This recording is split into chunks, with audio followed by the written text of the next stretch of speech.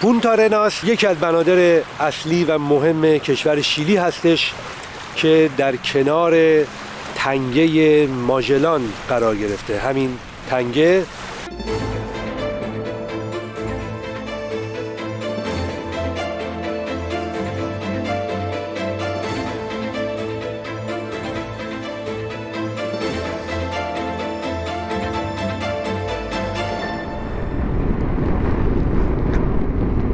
از الکالافاته حرکت کردم و دارم میرم طبیعتا به سمت جنوب، میرم به سمت مرز شیلی. تا مرز حدود 200 کیلومتر راه دارم و فعلا که جاده آسفالت هستش. البته قسمتی رو باید از همون مسیری رو که اومدم برگردم و بعد برم به سمت راست و بیام به سمت جنوب. هرچی دارم میرم جلوتر طبیعتا میرم به سمت جنوب و هوا هم سردتر و خنکتر میشه. امروز هوا ابریه و کمی هم خنک، به صورتی که باید دستکشامو عوض میکردم و دستکش گرمتر میکردم تنم و همچنین یک لیر دیگه زیر کاپشن میکردم تنم که خیلی سردم نشه. میرم به سمت مرز و ببینم که امروز چه اتفاقی خواهد افتاد در این جاده های بسیار زیبا. همونطور که قبلا هم به اون اشاره کردم، در این سفر میباید چندین بار از مرز آرژانتین و شیلی رد بشم. یکی از علتهای اون نبود جاده در بعضی از مناطق هستش. در ضمن در شهر قبل از شون و پاتریک جدا شدم. علتش هم این بود که پاتریک میبایست چند روزی رو صبر میکرد تا یک رادیاتور جدید برای موتورش برسه. فعلا از هم جدا شدیم و شاید در مسیرهای بعدی دوباره با هم همسفر بشیم. رسیدم به جاده خاکی و اوایلش در حقیقت جاده‌ای هست که جاده‌ای بود که کوبیده بودنش و سفت بود زمین و رانندگی بسیار راحت روش بود. یکم که اومدم جلوتر همون جاده هستش، کفش سفته ولی خب در حقیقت 2 تا مسیر رد چرخ هست که اینا زیرش سفته و بقیه میشه ماسه‌ها و سنگ‌های لغزان و خیلی نرم و دید که باید خیلی حواسم باشه از روی این 2 تا خط خارج نشن درم رو اونا که احتمال داره که بزنه زمین. کلا جاده ریلکسیه تا الان. تا یه چیزی میگی همون موقع اتفاقی میفته. فعلا جاده بدی نیست، جاده ریلکسیه، باید با احتیاط رانندگی کرد طبق معمول و تمرکز کرد روی جاده و دور دست نگاه کرد و سعی کرد که در روی این خطوط رانندگی کرد. البته الان این خطا دیگه از این رفت و کلا جاده دیگه ماسه‌ای و شنی شد. البته بد نیست فعلا. بعد از حدود 50 کیلومتر رانندگی در جاده آسفالت به جاده خاکی رسیدم. بارها به این مسئله اشاره کردم که پاتاگونیا بین آرژانتین و شیلی تقسیم شده. 10% اون در شیلی و 90% اون در آرژانتین قرار گرفته. قسمت بیشتر پاتاگونیا در آرژانتین استپ و بیابان هست که به اون بیابان پاتاگونیا گفته میشه، با مساحت حدود 673,000 کیلومتر مربع که 8مین بیابان بزرگ دنیاست. برای اینکه بینندگان ایرانی بهتر به وسعت این بیابان پی ببرن، باید بگم که دشت کبیر در ایران با 77,000 کیلومتر مربع در جایگاه 30 و دشت لوت با 52,000 کیلومتر مربع در جایگاه 33 قرار گرفتن. یکی از پرندگانی که در منطقه پاتاگونیا زندگی میکنه فلامنکوست، پرنده‌ای صورتی و سفید رنگ با منقار منحنی شکل. این گونه عمدتاً در نواحی ساحلی و همچنین در تالاب‌ها، رودخانه‌های کم جریان و یا در دریاچه‌های نمک زندگی میکنه. اونها از جلبک‌ها و موجودات ریز در داخل آب تغذیه میکنن. فلامنگوها پرندگانی بسیار اجتماعی هستند و گاهی تعداد اونها در کنار هم به 10,000 نفر هم میرسه. فلامینگوها تک همسر هستند و زوجها میتونن تا سالها در کنار هم زندگی کنند. عمر فلامینگوها در مقایسه با سایر پرندگان بیشتر هستش. اونا میتونن تا حدود بین 20 تا 50 سال عمر کنن.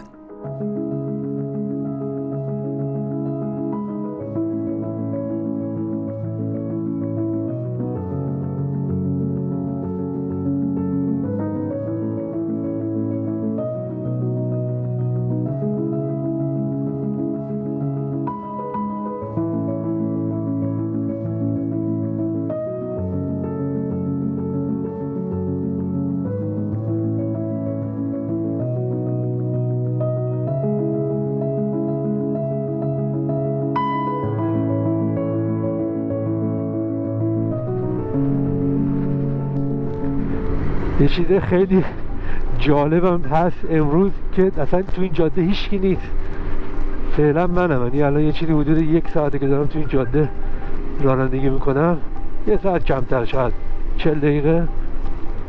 فعلا هیچ کس ندیدم و فقط خودمم و یک آرامش خاصی هست اینجا. صدای باد و صدای موتور با این مناظر بی‌نظیر اطراف واقعا خیلی حالت باحالی داره. البته باید حواسم باشه که این آرامش من نبره تو خلسه، حواسم پرت نشه، چون باید به طور مرتب تمرکز کرد روی جاده تا اینکه یه موقع حادثه ای رخ نده. واقعا مسیر زیبایی هستش، ارتفاع بیشتر میشه، سنگام بزرگتر. البته روی این دوتا خط زمین سفته، ولی ما بینش و در کنارا شن هست و لغزنده و سنگ‌های بزرگ. بعدن که داریم میریم بالا، حتی همش بدبستونه، تقریبا بدبستونه. من فکر میکنم نزدیک مرز شیلی که بشیم بعد یکم بکشیم به سمت بالا. حدس میزنم به خاطر اینکه میریم به منطقه کوهستانی و از این استپا میایم بیرون.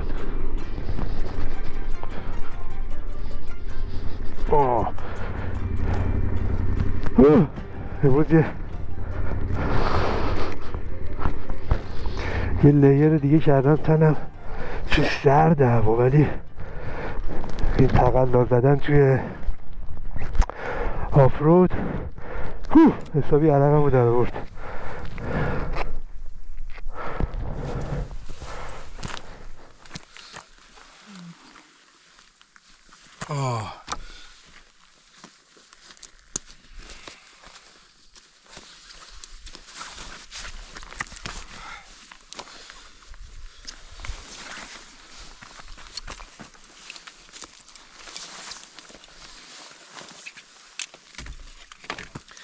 گوشام هم گرفته. کنم مال این بالا پایین رفتن هست.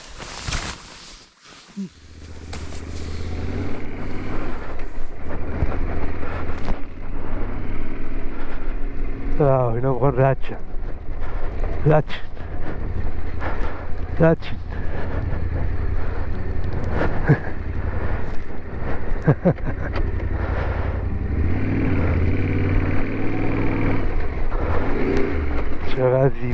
چقدر زیبان اینا، واقعا خوشگله.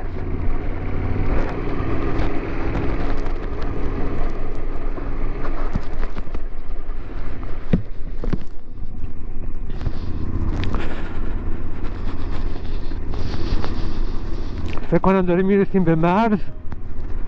یه مرز کوچیکی هست در امتداد جاده خاکی، فکر میکنم مرز بشه.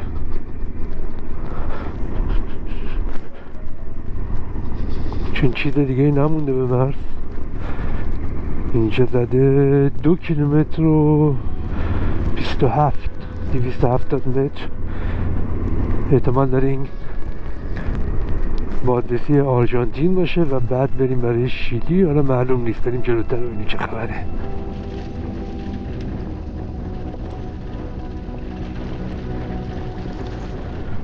آره فکر میکنم مرز باشه.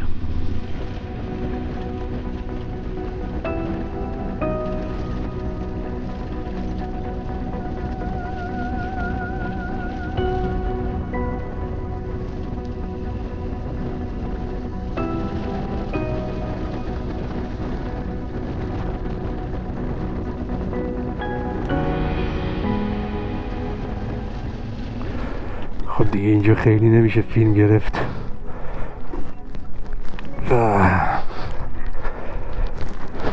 میریم تا بعدا.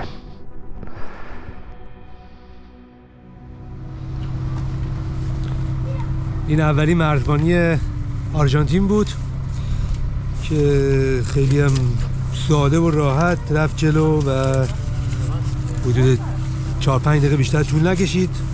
یه قسمت برای موتوره، برای وسیله نقلیه و یه قسمت هم برای پاسپورته که جفتش انجام شد و بعد این تیکه رو برم به مرزبانی شیلی و بعد وارد شیلی بشم.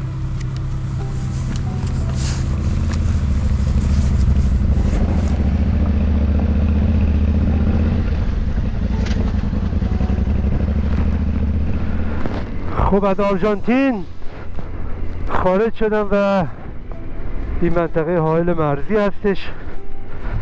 نمیدونم چقدر هست دیگه حالا، چیزی که معلوم نیست اصلا.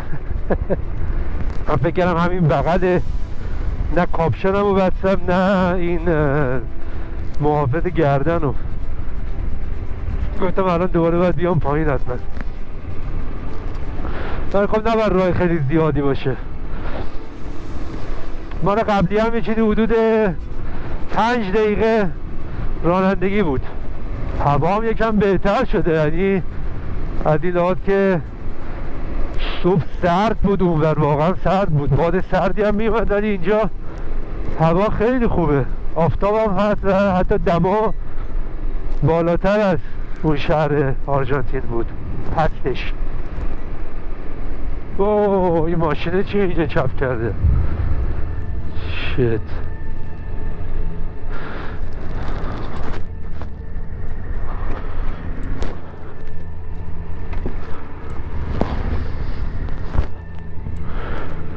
نمیدونم مال الانه یا یه نگاهی بکنم.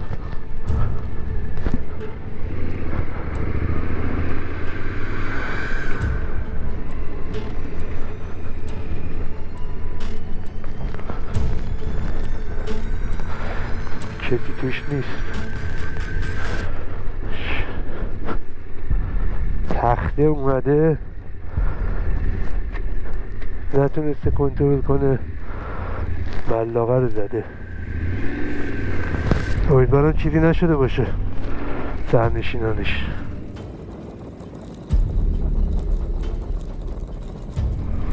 اینم یه آسفالت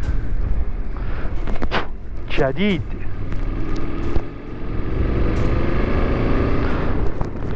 آره این امیگریشن شیلی هستش، مرد شیلی هستش.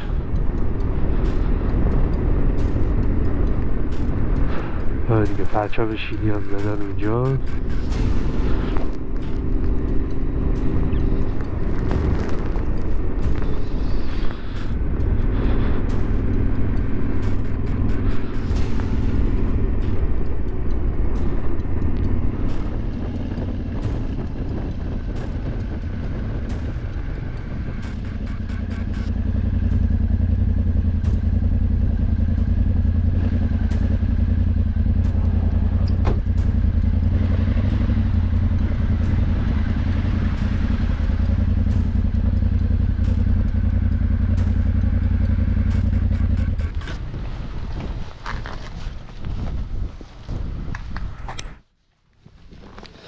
اینجا کاغذبازی یکم بیشتر طول کشید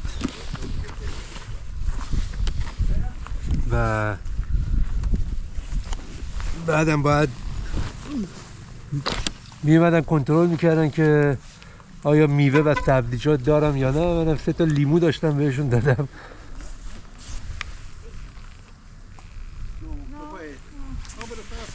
و کلا مواد غذایی ممنوع هست از آرژانتین به شیلی، از شیلی به آرژانتین. خیلی سفت و سخت میگیرن و نمیشه برد.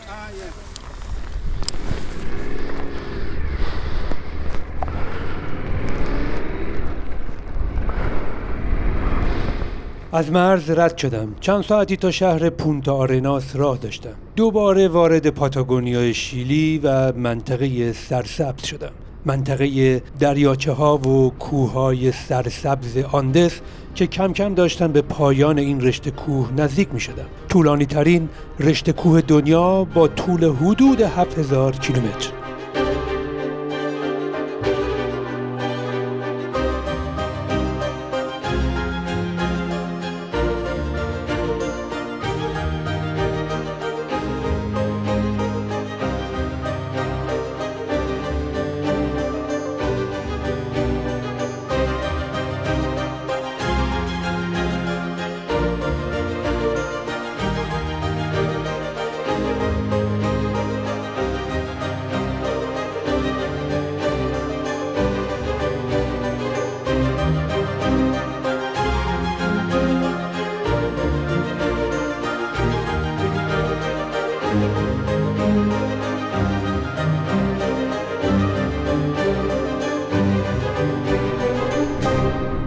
رسیدم به شهر پونتا آرناس.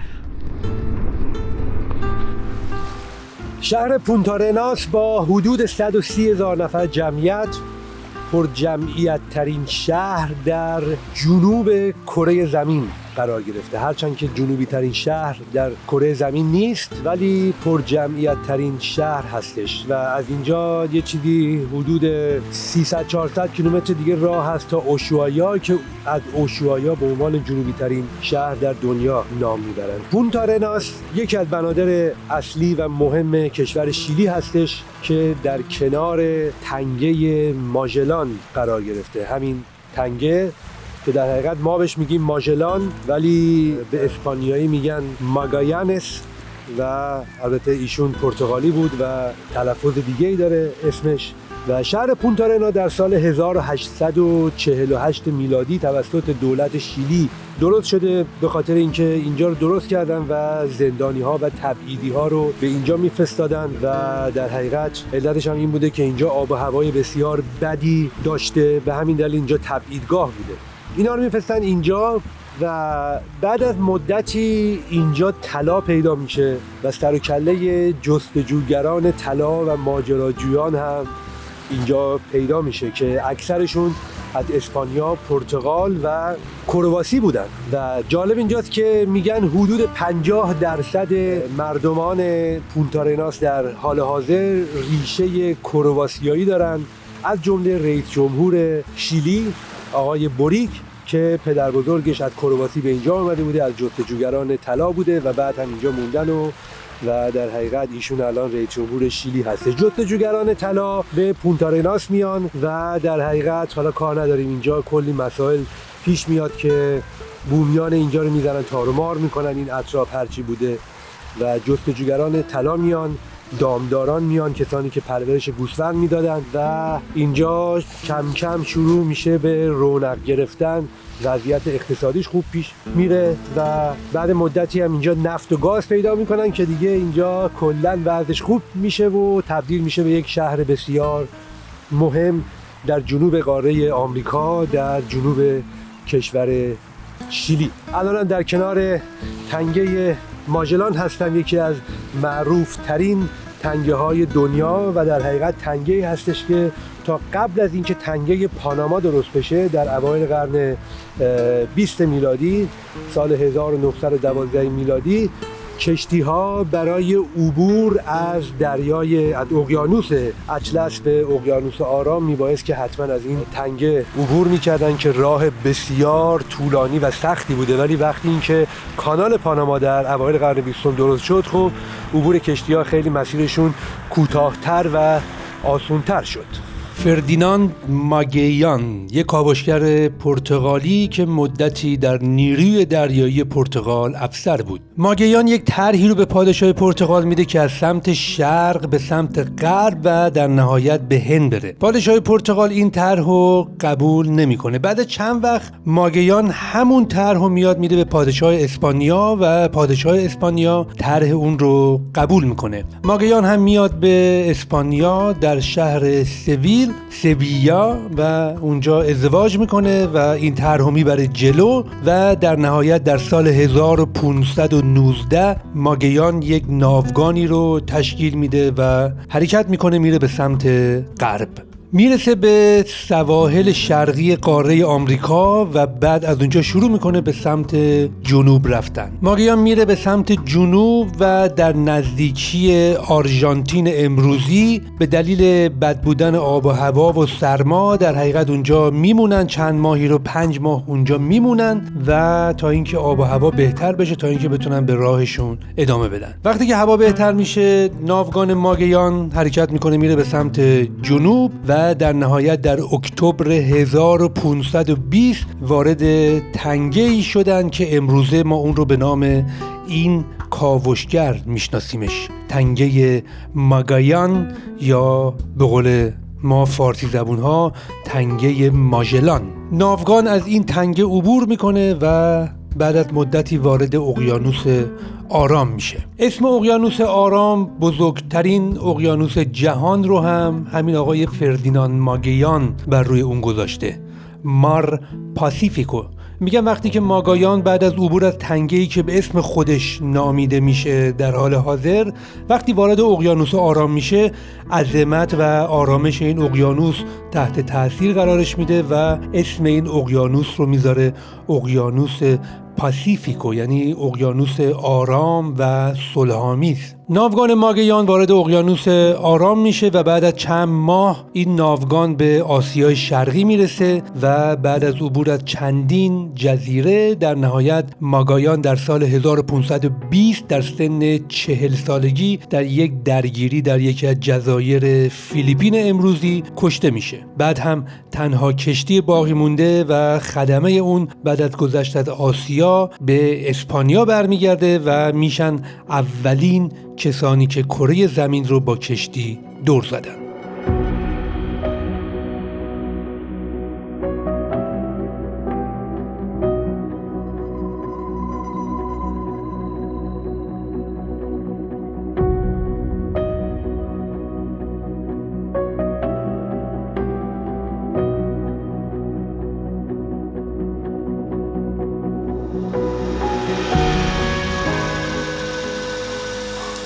اومدم برای تعویض لاستیک ها. البته شاید یکم زود باشه ولی به این دلیل که دارم یکم دیگه میرم به سمت جنوب و بعد از سمت جنوب از سمت شرق میام به سمت بوئنوس آیرس و از اون طرف یه چیزی حدود 3500 کیلومتر راه دارم و از اینجا هم تا جنوب یه چیزی حدود 500-600 تا و به همین دلیل ترجیح دارم که لاستیک‌ها رو عوض بکنم تا اینکه در بین راه دچار مشکل نشم و همچنین اگر به آفرودم برخورد کردم با خیال راحت بتونم توی آفرود سفر بکنم. یک مغازه پیدا کردم از چند وقت پیش، از چند روز پیش تماس گرفتم و لاستیک‌ها رو برام آماده کرده و اومدم امروز برای تعویض لاستیک‌ها تا اینکه لاستیک‌ها رو عوض بکنم و یک حالی به موتور بدم تا اینکه آماده حرکت بشه.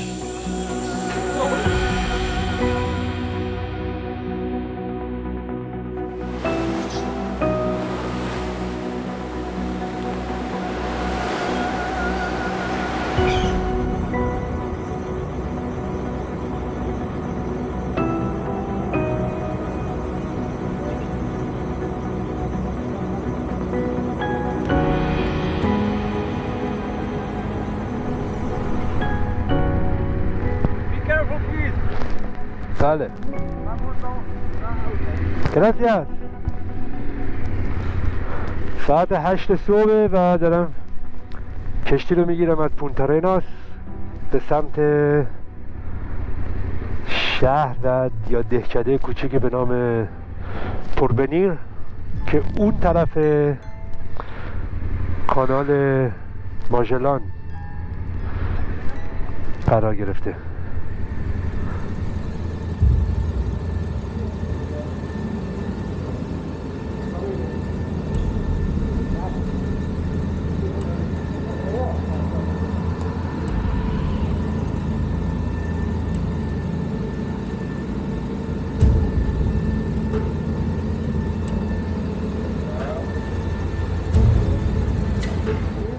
حدود نیم ساعت طول کشید تا کشتی بارگیری بشه. پیاده، سواره، موتور، دوچرخه، کامیون، سواری همه سوار شدن.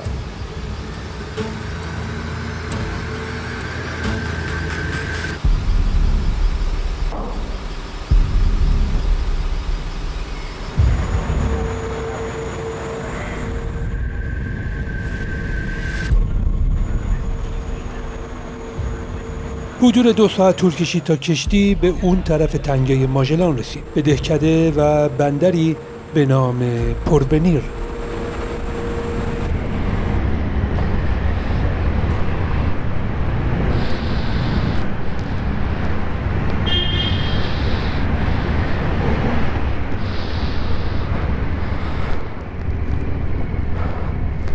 خب رسیدیم به پورونیر، یک ده بسیار کوچیکی از یک بندری هستش. بارون هم میاد متاسفانه. یه گروه موتور سوارم با من تو کشتی بودن، بین 50 تا 65 سال سنشون بود. از کشتی که پیاده شدن گازشو گرفتن و رفتن.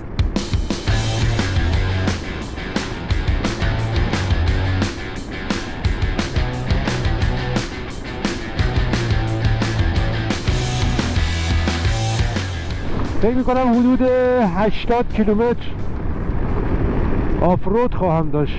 حتی شنیدم که جادهش بد نیست تا الان که اوکی، یعنی شروعش خوب بوده، حداقل جاده خوب در کنار قسمتی از اقیانوس. یه ذره بارون هم داره میاد، زمینم طبیعتا خیسه و لغزنده ترم شده و جاده اوکی هست، فعلا اوکی، سفته و عمق شنها هم خیلی زیاد نیست. سنگای بزرگی هم فعلا وجود ندارن، البته هرچند که باید با احتیاط رفت. یهو همه چیز امکان داره که تغییر پیدا بکنه و عوض بشه. حدود 424 کیلومتر تا اوشوایا راه دارم که احتمال میدم که همین امروز برسم اگر اتفاق خاصی نیفته و خیلی توقف نکنم. فکر میکنم که همین امروز برسم به اوشوایا، ولی خب خیلی هم از قبل نمیشه گفت، از قبل گفت که فلان موقع میرسم، اونم با این شرایط جغرافیایی خاص و تک و تنها. ولی اتفاق خاصی که اینا رو ولی حد میزنم که شاید امروز برسم به آخر خط. خودشون هم بهشون میگن فین دل موندو، یعنی آخر دنیا. حتی این منطقه هم اسمش فین دل موندو هست یه جورایی، یعنی این مسیر رو بهش میگن مسیر به سمت فین دل موندو که در حقیقت همون اوشوایا میشه آخر دنیا. و بسیار مشتاقم که برسم به این چنین مکان بی‌نظیری که سالها تو ذهنم بوده که بیام. فعلا اینجا هستم و از جاده باید لذت ببرم و از رانندگی. جاده های پیچ در پیچ در کنار آب، اقیانوس، قسمتی از اقیانوس.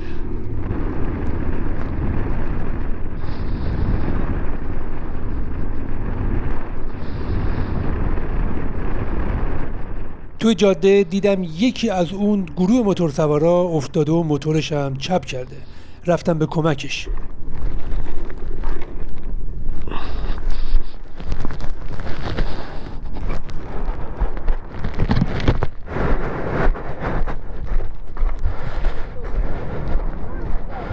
¿Todo bien?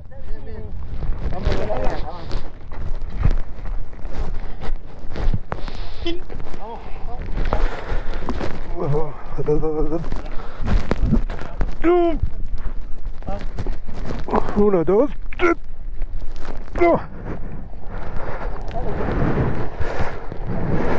یک وانت هم وایساد و چند تا موتور سوار دیگه هم از راه رسیدند و موتور رو سر پا کردیم.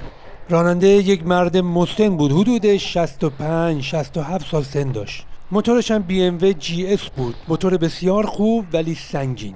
اگر با این موتور میخوای توی آفرود بری نباید تخته کنی، چون احتمال زمین خوردن زیاد میشه و خطرناک. خوشبختانه برای مرد موتور سوار اتفاقی نیفتاده بود و سالم بود. تو این سن اگه دست و پا بشکنه واقعا مکافاته. خلاصه به خیر گذشت.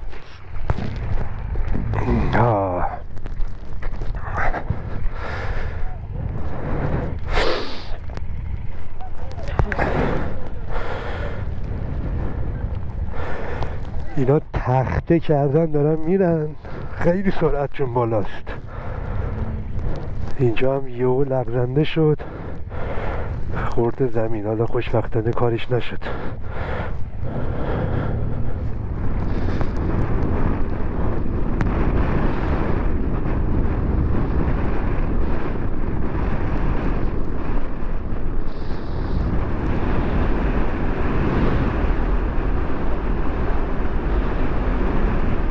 بعد از حدود 80 کیلومتر آفرود رسیدم به آسفالت.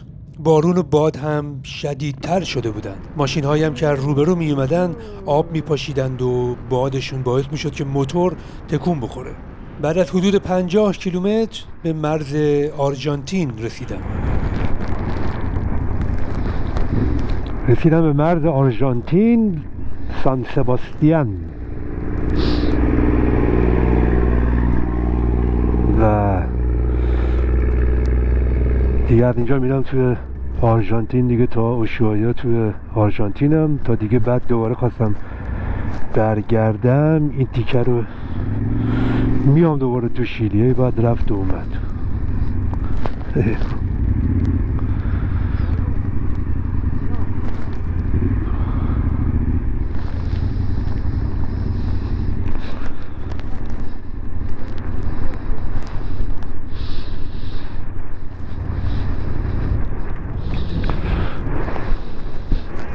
اینجا دیگه نمیشه. بعد طبق معمول رفتم برای کارهای کاغذبازی مرز و وقتی برگشتم مرد موتور سوار که خورده بود زمین و کمکش کرده بودم برای چندمین بار ازم تشکر کرد. شیلی انجام شد، خروجی شیلی، و حالا دیگه باید بریم به سمت بونا. راسیه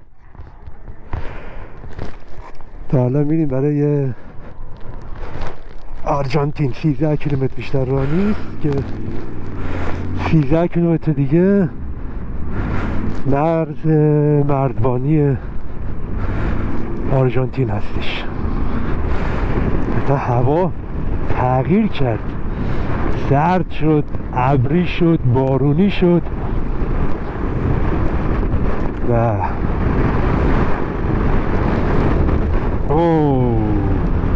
باد شدیدی میاد، واقعا باد شدیدیه و هرچی میریم به سمت آخر دنیا هوا هم سردتر میشه و ابرا هم تیره‌تر و باد هم شدیدتر.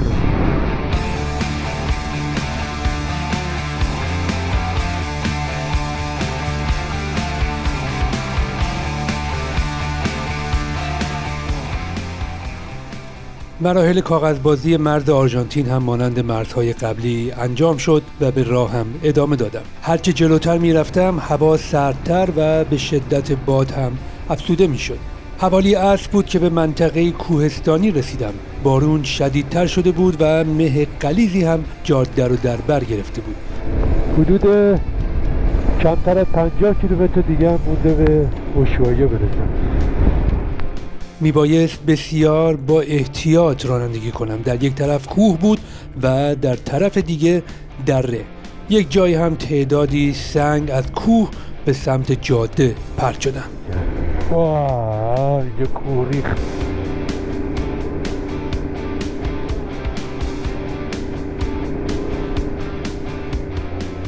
بعد از گذشتن از گردنه مهالود حوالی ساعت 7 شب بود که به اوشوایا رسیدم، جنوبی ترین شهر در کره زمین.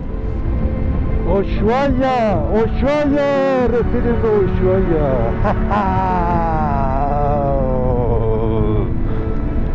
فین الموندو، آخر دنیا، اوشوایا.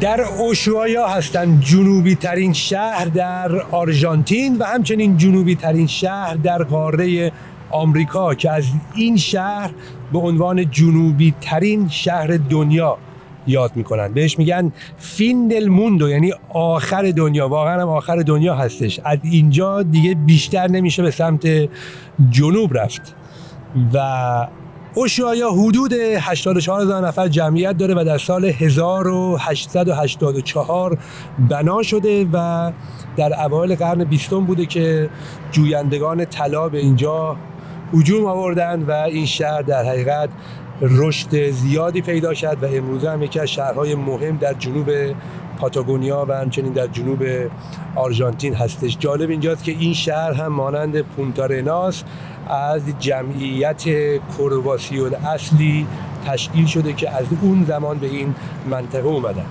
اقتصاد این منطقه هم بر اساس نفت و گاز و شیلات و همچنین صنعت گردشگری هستش و همچنین اینجا دروازه رفتن به سمت آنتارکتیکا و قطب جنوب هستش که خیلی از کشتی‌ها از اینجا حرکت میکنن میرن به سمت قطب جنوب که سفر بسیار پرهزینه و گرونی هم هستش. اینطور که شنیدم با یک چینی صحبت میکردم و میگفتش که خودش و خانومش $30,000 پرداخت کردن برای 18 روز سفر به قطب جنوب و آنتارکتیکا. خلاصه از اینجا میرن برای قطب جنوب و همچنین کشتی‌های دیگه هم هست که میرن به این اطراف دور میزنن و جزایر کوچیکی اینجا هست برای دیدن حیات وحش و پنگوئن و شیر دریایی و یخچال‌های طبیعی که در این اطراف هستش.